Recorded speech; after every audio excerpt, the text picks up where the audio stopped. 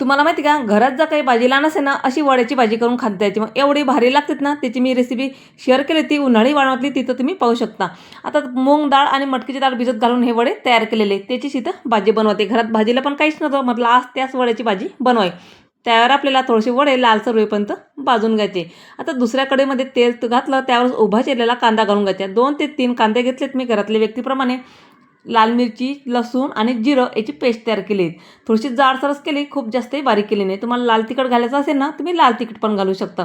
आता यामध्ये हळद घालून घातली आणि धना पावडर घातली. यात आपल्याला कुठलाही मसाला न वापरता ही भाजी साधी सिंपलच खूप छान लागते.